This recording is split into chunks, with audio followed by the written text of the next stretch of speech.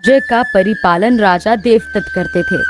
राज्य में जो भी उन्हें प्रसन्न कर पाता वो उन्हें 10,000 सोने के सिक्के देता था। इस तरह कईयों को उन्होंने सोने के सिक्के दिए हुए थे। एक दिन महाराज, इसे दूरदर्शनी कहते हैं। इसकी सहायता से हम दूर की वस्तु को एकदम पास में देख सकते हैं। ये हमारे बहुत काम आने वाली चीज है। हाँ, ये तो बम्बू जैसा लगता है। क्या सच में इससे दूर की वस्तु देख सकते हैं? ये क्या? इसमें तो दूर का दृश्य पास में दिखाई दे रहा है मुझे। हाँ महाराज, इससे दूर की वस्तु को हम पास में देख सकते हैं। इसी कारण हम शत्रु की चाल पर यहीं से उनके पास जाए बिना ही नजर रख सकते हैं महाराज। और तो और ये 100 कोस दूर रही वस्तु को भी पास दिखा सकती है। ये इसकी कुछ विशेषताएं हैं महाराज। बहुत बढ़िया, ये मुझे बहुत ही ज्यादा पसंद आई। क्या मोल है इसका, बताओ जरा। महाराज, इसका मोल वैसे तो 100 सोने के सिक्के हैं, लेकिन मैं यहाँ पे इसको बेचने के लिए नहीं, बल्कि मैं इसे आपको उपहार के रूप में देने आया हूँ महाराज। मुझे ये आपका उपहार अतिशय अच्छा लगा। मुझे इतना प्रसन्न करने के बदले में मैं आपको 10 सोने के सिक्के भेंट करना चाहता हूँ।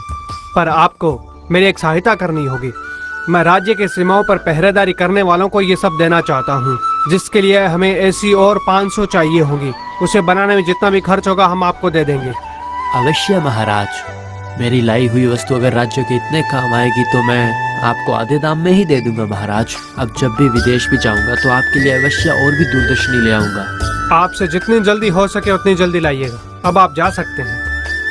महाराज, खबर मिली है कि जंगल के क्रूर जानवर फिर से अपने राज्य में घुसकर प्रजा और पशुओं पर हमला कर रहे हैं महाराज। प्रजा ने अपनी इस व्यथा को आप तक पहुंचाने की विनती की है। इसका अर्थ है कि अब शिकार करने का समय आ चुका है। कल ही शिकार पर निकलने का समय निश्चित कीजिए। प्रजा से कह दो कि भयभीत होने की आवश्यकता नहीं है। उन्हें वचन दो कि कल से उन्हें जंगली जानवरों के आतंक से मुक्ति मिल जाएगी।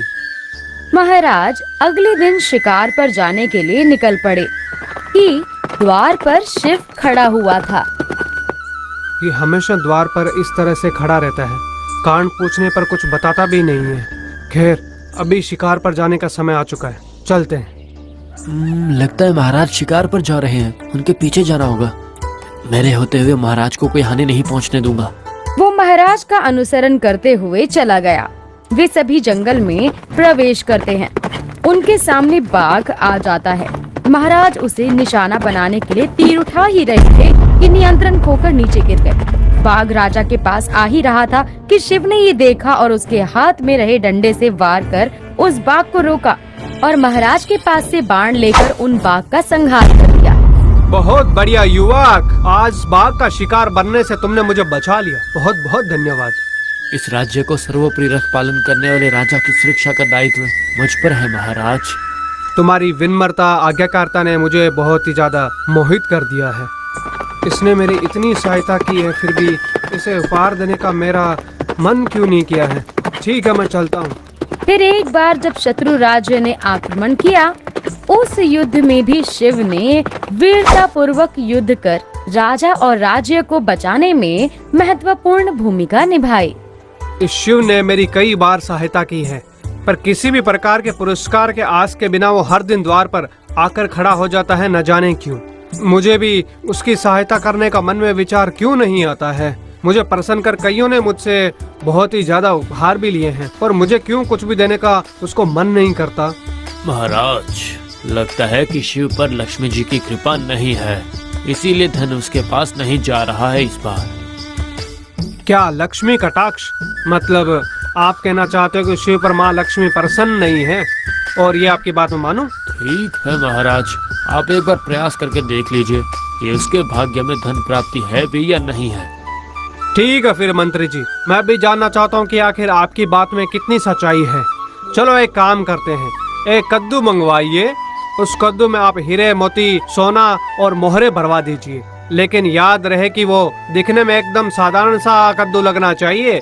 कल ही दरबार में बैठने वाली सभा में वो कद्दू लेके आइएगा। महाराज के बताए अनुसार अगले दिन के लिए कद्दू को तैयार किया गया। उस सभा में शिव को भी बुलाया गया। देखो शिवा, तुमने आज तक मेरी बहुत सहायता की है, यहाँ तक कि मेरे प्राण भी बचाए हैं। मैं तुम्हें उपहार में ये कद्दू देना चाहता हूँ, इसे ले लो। आपका धन्यवाद महाराज, मुझे आपका ये उपहार बहुत पसंद आया। क्या सच में तुम्हें इतना अच्छा लगा? क्योंकि जिसने भी आज तक मुझे लुभाया मैंने उसे बहुमूल्य सोने के सिक्के उपहार में दिए। ये तो एक साधारण सा कद्दू है, इसमें क्या? इसमें तुम्हें क्या इतना अच्छा लगा? महाराज ने स्वयं मुझे बुलाकर उपहार दिया, मेरे लिए यही काफी है। फिर वो भले सोना हो या कद्दू हो या चाहे कुछ भी हो। तुमने मुझे प्रसन्न कर दिया, पर इस कद्दू के अलावा तुम्हारे लिए उपहार में और कुछ है भी नहीं। अब तुम जा सकते हो। यूं वो महल से कद्दू लेकर वापस लौट रहा था कि उसे रास्ते में एक महर्षि मिल गए। बेटा, कौन हो तुम? ये कद्दू ले कहाँ जा रहे हो? ये साधारण कद्दू नहीं है, ये मुझे किसी ने उपहार में दिया है, लेकिन मैं इसका क्या करूँगा? वैसे इसे किसी को दान करने की सोच रहा हूँ मैं। अगर आप बुरा ना माने तो ये आप रख लीजिए, शायद आपके किसी काम आ जाइए। हाँ, अवश्य मैं रख लेता हूँ। लाओ, ये मुझे दे दो। मैं राज दरबार जा रहा हूँ, ये कद्दू मैं महाराज को उपहार में दे दूंगा। कद्दू के लिए ऋषि राजा के दरबार में चले गए। उनके हाथ में जैसे ही महाराज ने कद्दू को देखा, ये ऋषिवर हाथ में कद्दू लिए क्यों आ रहे हैं? ये वही कद्दू लगता है जो मैंने शिवा को उपहार में दिया था। ये ऋषिवर के पास कैसे आया? देखो तो चल क्या रहा है। महाराज, ये कद्दू मेरी ओर से उपहार के रूप में स्वीकारें। ऋषिवर्य, आपके पास ये कद्दू कहाँ से आया? कोई शिव नाम का युवक था जिसने मुझे ये कद्दू दान में दिया। मैं आपसे मिलने खाली हाथ नहीं आ सकता था, इसीलिए सोचा तुच्छ ही से आपको ये उपहार में दूं। उम्मीद है कि आपको ये पसंद आएगा महाराज। मेरा संदेह सच हुआ, ये शिवा को दिया हुआ कद्दू ही है। इसका अर्थ है कि शिव को लक्ष्मी जी का कटाक्ष बिल्कुल भी नहीं है। महाराज, आप क्या सोच रहे हैं? क्या आपको मेरा दिया ये उपहार अच्छा नहीं लगा? उपहार का मोल देने वाले की भावना से जुड़ी होती है ऋषिवर्य। मुझे ये बहुत ही ज्यादा अच्छा लगा। लगता है आप यहाँ किसी आज से आए हो। बताइए आपके लिए मैं क्या कर सकता हूँ? महाराज, मैं अपने शिष्यों के लिए एक आश्रम के निर्माण की सोच रहा हूँ। उसके लिए मुझे थोड़ा धन और थोड़े से स्थान की आवश्यकता है महाराज।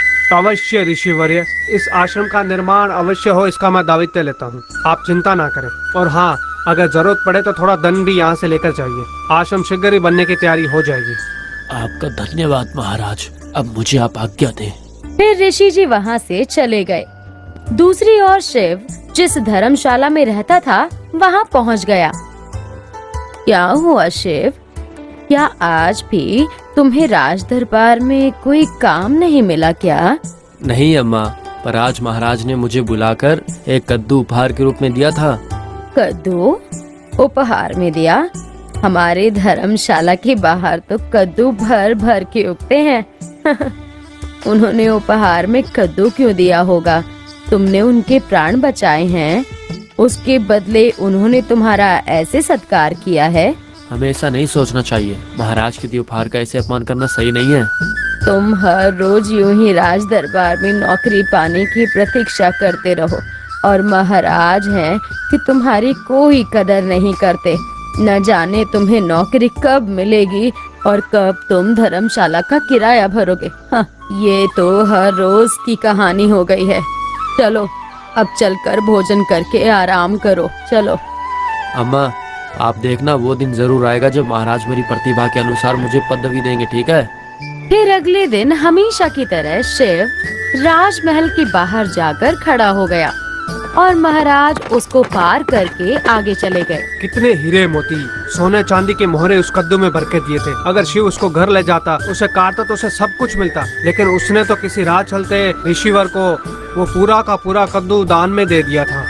मैंने आपसे पहले ही कहा था महाराज कि जिस पर मां लक्ष्मी की कटाक्ष होती है उसी को धन प्राप्त होता है। सही कहा था ना? उनके हाथ में धन आ जाए तब भी उन्हें इसका कोई मोल नहीं होता। ठीक है, एक बार और शिव को बुलाइएगा।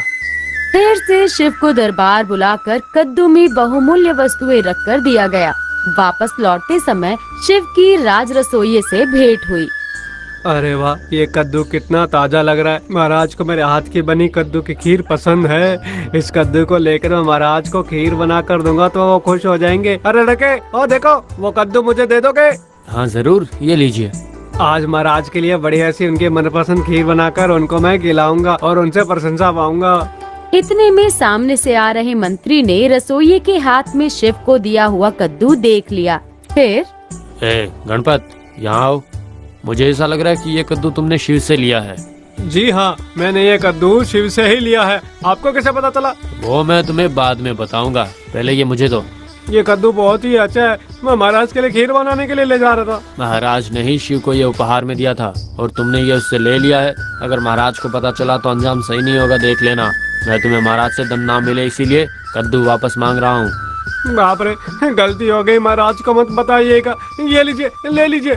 इस तरह कद्दू वापस महाराज के पास ही आ गया। महाराज, आपका दिया हुआ कद्दू फिर से आपके पास ही वापस आ गया। देखिए, लक्ष्मी जी के कटाक्ष ना होने पर ही शिव तक आपके चाहने पर भी सहायता नहीं पहुंच रही है। ये वापस लौट कर आ रही है। ठीक है, आज ही शिव के घर का पता लगाकर उसे स्वयं जाकर ये देकर आ जाइए आप। फिर इस तरह शिव का पता लगाकर धर्मशाला के पास शिव को फिर से कद्दू दे दिया गया। शिव ने वो कद्दू धर्मशाला चलाने वाली अम्मा को दे दिया। ये क्या, महाराज ने फिर से तुम्हें कद्दू ही दे दिया? हाँ, मैंने आज रास्ते में एक रसोइये को ये कद्दू दे दिया था, पर महाराज ने फिर ये कद्दू मुझे ही देने के लिए भेजा है। लगता है कि वो चाहते हैं कि मैं इस कद्दू को खा लूं। तुम ये मुझे सुबह ही ला कर देते तो मैं बना भी देती। मैंने आज के लिए कद्दू की सब्जी बना ली है, इसे ले जाओ और रसोई घर में रख दो। कल जब बनाऊंगी तब खा लेना, ठीक है? जाओ। हर दूसरे दिन भोजन में कद्दू ही मिलता है, इसे यहाँ रखूंगा तो कल भी मुझे खाने में कद्दू ही मिलेगा। महाराज को कैसे पता चलेगा कि मैंने इसे खाया ही नहीं? इसे किसी को दे आता हूँ। ऐसा सोचकर शिव कद्दू लिए बाहर निकला। तब रास्ते में गाड़ी में सवार होकर आ रहे उस व्यापारी ने शिव को देखा जिसने महाराज को दूरदर्शनी दी थी। ये कद्दू कितना अच्छा है। महाराज को कद्दू की खीर बहुत अच्छी लगती है। अगर मैं इस कद्दू की खीर बना के खिलाऊंगा, यही कद्दू उन्हें बाहर में दूंगा तो महाराज बहुत ही प्रसन्न होंगे। हे लड़के, यहाँ क्या ये कद्दू तुम मुझे दे दोगे? मैं तुम्हें बदले में 2 मोहरे दे दूंगा। मुझे मोहरे नहीं चाहिए, आपको ये कद्दू चाहिए तो ले लो। मैं बिना मोल चुकाए तो नहीं लूंगा। लो, 2 मोहरे ले लो। इसका अर्थ है महाराज ने मुझे जो कद्दू दिया है उसका मोल 2 मोहरे हैं। अच्छा है, चलो इस कद्दू से तो पीछा छूटा आखिर। कद्दू लेकर व्यापारी राज दरबार पहुंच गया। जाते ही उसने कद्दू महाराज को भेंट में दे दी। उसके बाद ये दुर्भाग्यशाली शिव का क्या करें? ये मोहरों से भरा कद्दू उसके घर पहुंचाया, फिर भी ये उसका नहीं हुआ। बस अब उसे अंतिम बार बुलाकर ये कद्दू दे देता हूँ। देखता हूँ कि ये धन शिव को प्राप्त होगा या नहीं। आपको कद्दू पसंद है ना, इसीलिए लाया हूँ महाराज। हाँ हाँ, सही कहा। इस विषय में बाद में बात करेंगे। पहले बताइए कि जो मैंने काम कहा था दूरदर्शी का, ये बताइए आपने इसको शुरू किया कि नहीं? जी महाराज, मैं आपको वही तो बताने आया हूँ। दूरदर्शनी बनकर 2 दिन पहले ही हमें मिलने वाले हैं। 2 दिन बाद अपने राज्य में माल पहुँच जाएगा। बस। अच्छा, आप धनराशि कोष गृह से लेते हुए जाइएगा। अब आप जा सकते हैं। मंत्री जी, कल ही शिव को दरबार में बुलाइए। अंतिम बार उसे ये कद्दू देकर देखता हूँ। इस बार वो कद्दू किसी को ना दे, सीधा अपने घर ही लेकर जाए, इसका आपको ध्यान रखना है। महाराज, आप स्वयं ही सोच लीजिए कि आपने इतने प्रयासों के बाद भी उसके दुर्भाग्य के कारण उस तक धन नहीं पहुंच पा रहा है। हाँ ठीक है, इस बार ये कद्दू किसी और का हाथ ना लगे, इसका आपको ध्यान रखना है। इस बार किसी भी हाल में मेरा पुरस्कार शिव को मिलना ही है। ठीक है महाराज, मैं शिव पर इस बार एक नजर रख के देखता हूँ। अगले दिन महाराज का संदेशा देने के लिए राज दरबार से 2 सिपाही आए और फिर वो दोनों सिपाही शिव से मिलने धर्मशाला में चले गए। शिव, तुम्हें राज दरबार में महाराज ने उपस्थित होने को कहा है। हाँ, जाओ जाओ, इस बार भी महाराज तुम्हें कद्दू देंगे, लेकर अपने सर पर ढो लेना, ठीक है? नहीं अम्मा, उसके लिए नहीं, जरूर इस बार किसी काम से बुलाया होगा महाराज ने। काम दिया तो ठीक है, और अगर कद्दू दिया तो कह देती हूँ उसे लेकर मेरे सामने मत आना। जाओ। शिवा, जल्दी करो, वैसे बहुत देर हो गई है।